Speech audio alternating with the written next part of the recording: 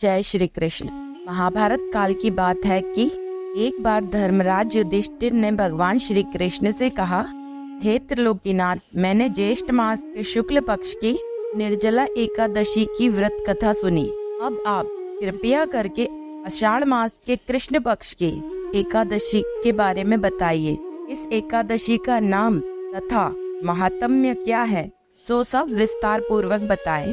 भगवान श्री कृष्ण बोले, हे पांडुपुत्र, आषाढ़ मास के कृष्ण पक्ष की एकादशी का नाम योगिनी एकादशी है। इसके व्रत से सभी पाप नष्ट हो जाते हैं। यह व्रत इस लोक में भोग और परलोक में मुक्ति देने वाला है। हे धर्मराज, यह एकादशी तीनों लोकों में प्रसिद्ध है। इसके व्रत से सभी पाप नष्ट हो जाते हैं। तुम्हें मैं पुराण में कही गई कथा सुनाता हूँ, ध्यान पूर्वक श्रवण करो। कुबेर नाम का एक राजा अलकापुरी नगरी में राज्य करता था। वह परम शिव भक्त था। उसका हेममाली नामक एक यक्ष सेवक था जो पूजा के लिए फूल लाया करता था। हेममाली की विशालाक्षी नाम की अति सुंदर स्त्री थी। एक दिन वह मानसरोवर से पुष्प लेकर आया, किंतु कामासक्त होने के कारण पुष्पों को रखकर अपनी स्त्री के साथ रमण करने लगा। इस भोग विलास में दोपहर हो गई।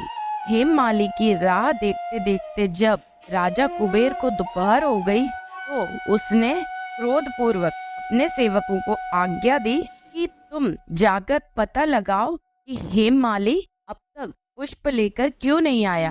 जब सेवकों ने उसका पता लगा लिया तो राजा के पास जाकर बताया, हे राजन, वह हेममाली अपनी स्त्री के साथ रमण कर रहा है। इस बात को सुनकर राजा कुबेर ने हेममाली को बुला लाने की आज्ञा दी।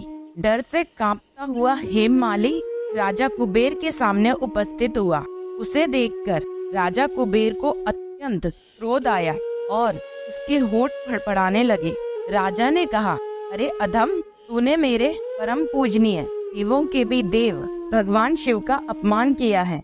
मैं तुझे श्राप देता हूँ कि तू स्त्री के वियोग में तड़पे और मृत्युलोक में जाकर कोड़ी का जीवन व्यतीत करे। कुबेर के श्राप से वह तत्क्षण स्वर्ग लोक से पृथ्वी पर आ गिरा और कोड़ी हो गया। उसकी स्त्री भी उससे बिछड़ गई। मृत्युलोक में आकर उसने अनेक भयंकर कष्ट भोगे, किंतु शिव की कृपा से उसकी बुद्धि मलिन न हुई और उसे पूर्व जन्म की भी सुध रही। अनेक कष्टों को भोगता हुआ तथा अपने पूर्व जन्म के कुकर्मों को याद करता हुआ वह हिमालय पर्वत की तरफ चल पड़ा। चलते चलते वह मार्कंडेय ऋषि के आश्रम में जा पहुंचा। वह ऋषि अत्यंत वृद्ध एवं तपस्वी थे। वह दूसरे ब्रह्मा के समान प्रतीत हो रहे थे। उनका वह आश्रम ब्रह्मा की सभा के समान शोभा दे रहा था। ऋषि को देखकर हेममाली वहां गया और उन्हें प्रणाम करके उनके चरणों में गिर पड़ा।